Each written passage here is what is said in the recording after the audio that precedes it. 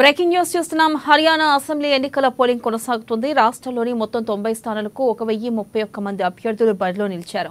ఉదయం 7 గంటల నుంచి సాయంత్రం 6 గంటల వరకు పోలింగ్ సాగనుంది.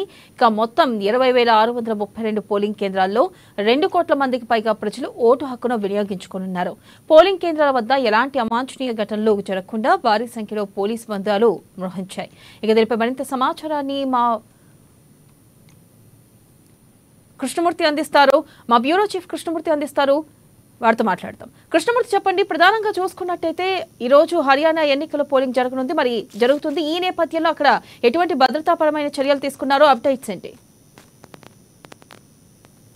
హర్యానాలో మొత్తం 90 అసెంబ్లీ స్థానాలు ఉన్నాయి. ఈ స్థానాలకు ఒకే దశలో పోలింగ్ జరుగుతూ ఉన్నది. ఇక్కడ ఈ రోజు జరిగేటువంటి పోలింగ్ లో ప్రస్తుతం ఉన్నటువంటి ముఖ్యమంత్రి సైనీ ఖత్తర్తో పాటు ప్రతిపక్ష నేతలు మిగతా వాళ్ళందరూ కూడా తమ అదృష్టాన్ని పరిష్కరించిన ఓటర్లు ఎవరికి అని పట్టం కట్టబోతారు అనేది సాయంత్రం వరకు తేలింది. అయితే ఇక్కడ గడిచిన 3 దఫాలుగా హర్యానాలో బీజేపీ ప్రభుత్వం ఏర్పాటు చేసింది. అంటే ఈసారి హ్యాట్రిక్, అంటే 2 సార్లు హర్యానాలో బీజేపీ ప్రభుత్వం ఉంది. ఈసారి కూడా 3వసారి గెలిచి హ్యాట్రిక్ సాధించాలని చెప్పేసి బీజేపీ భావిస్తా ఉన్నది. అంటే మొన్న లోక్సభ ఎన్నికల్లో సాధించిన విజయంతో కొంత దూకుడు మీద ఉన్నటువంటి కాంగ్రెస్ పార్టీ కూడా హర్యానాలో పాగా వేయాలని కొంత నిర్ణయించి మరోసారి అక్కడ ఇండియా కూటమి అలయన్స్ గా ఏర్పడి పోటీ చేస్తా ఉన్నారు. ఒక ఆపు తప్ప మిగతా పార్టీలను, బీఎస్పీ మిగతా కూడా ఇండియా కూటమితో కాంగ్రెస్ పార్టీతో కలిసి కూటమిగా పోటీ చేస్తా ఉన్నాయి. అయితే ఈ పోటీ ప్రభావం తీవ్రంగా ఉండబోతుంది. అంటే హర్యానాలో బీజేపీ ప్రభుత్వం మీద 2 దఫాలుగా బీజేపీ అధికారంలో కాబట్టి బీజేపీ ప్రభుత్వం వ్యతిరేకత ఉన్న నేపథ్యంలో ఆ వ్యతిరేక ఓటును కాంగ్రెస్ పార్టీ తమ కూటమి వైపు మలుచుకుని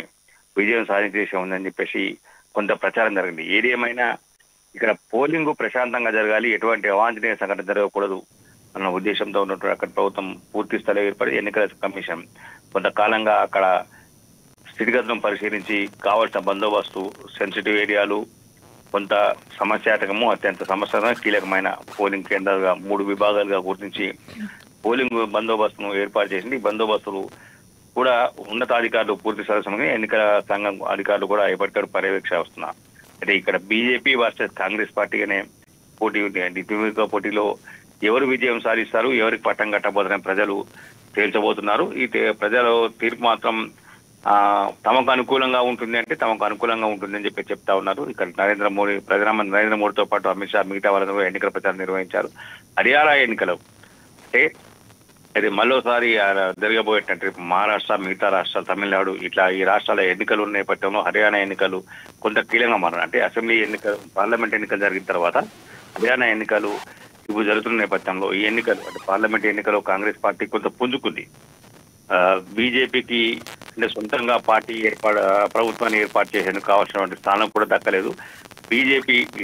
బీజేపీని కొంత అడ్డుకట్ట వేసేందుకు, బీజేపీ పగ్గాలు వేసేందుకు కాంగ్రెస్ పార్టీ ఇండియా కూటమితో ఏర్పాటు చేసి కూటమి నేతృత్వంలో పోటీ చేసి ఫలితాలు సాధించింది. ఇక్కడ కూడా అదే రకంగా ఫలితాలు సాధించి ఖచ్చితంగా ఇక్కడ కూడా బీజేపీని మట్టి కనిపిస్తుందన్న ప్రచారం జరుగుతూ ఉన్నది. ఈ ప్రచారం ఏ రకంగా ఉన్నప్పటికీ ఎన్నికలలో ప్రజలు ఇచ్చే తీర్పును ఉంటుంది కాబట్టి తీర్పు మాకే అనుకూలంగా ఉంటుంది అని చెప్పేసి ప్రస్తుతం ఉన్నటువంటి అక్కడ ప్రభుత్వం, బీజేపీ ప్రభుత్వ పెద్దలు భావిస్తా ఉన్నారు.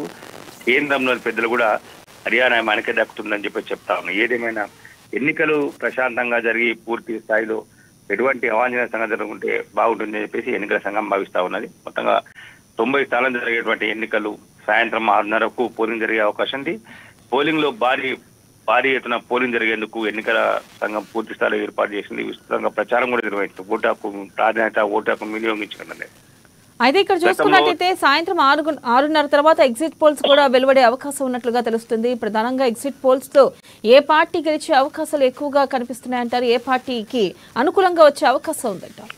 ఇప్పటి వరకు వచ్చినటువంటి ఎగ్జిట్ పోల్స్ కాదు కానీ అంటే ఎన్నికల ప్రచారంలో ప్రజల నాడిని పసిగట్టినటువంటి కొన్ని సంస్థలు కాంగ్రెస్ పార్టీ ఈసారి అధికారంలోకి రాబోతుందన్న ప్రచారం జరుగుతూ ఉన్నది. ఎగ్జిట్ పోల్స్ కూడా దాదాపుగా అదే వచ్చే అవకాశం ఉంది. వాస్తవానికి ప్రస్తుతం అక్కడ బీజేపీ ప్రభుత్వం 2 దఫాలుగా అధికారంలో ఉంది కాబట్టి ప్రజల నుంచి కొంత యాంటీ ఇన్కంబెన్సీ అనేది ఖచ్చితంగా ఉంటుంది.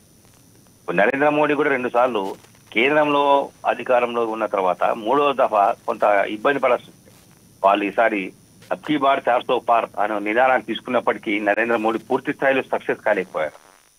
వాస్తవానికి కావాల్సినటువంటి మ్యాజిక్ ఫిగర్ను కూడా వాళ్ళు చేరుకోలేకపోయారు. అంటే ఇక్కడ కూడా హర్యానా కూడా 2 సార్లు అధికారంలో ఉంది కాబట్టి కొంత బీజేపీకి గడ్డు కాలమే ఉంది. ఎన్ని ఎగ్జిట్ పోల్ కూడా అదే రకంగా వచ్చే అవకాశం ఉంది.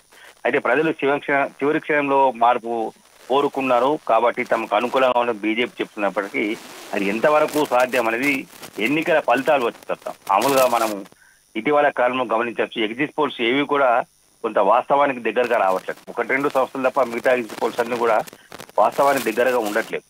ఇప్పుడు ఇక్కడ కూడా బీజేపీ చెప్తున్న ప్రకారంగా ఎగ్జిట్ పోల్స్ మేము నమ్మము, ఖచ్చితంగా మాకు పూర్తి స్థాయిలో విశ్వాసం ఉంది, ప్రజల మీద నమ్మకం ఉంది, హర్యానా ప్రజలు మమ్మల్ని ఆదరించి అక్కడ చేసుకుంటారని చెప్పేసి బీజేపీ నాయకులు చెప్తున్నారు. ఏదేమైనా ఎగ్జిట్ పోల్స్ సాయంత్రం వెలువడే అవకాశం, సాయంత్రం ఎగ్జిట్ పోల్స్ లో కొంత కాంగ్రెస్ కు మొగ్గు వచ్చే అవకాశాలే కనిపిస్తా ఉన్నాయి. Right, thank you.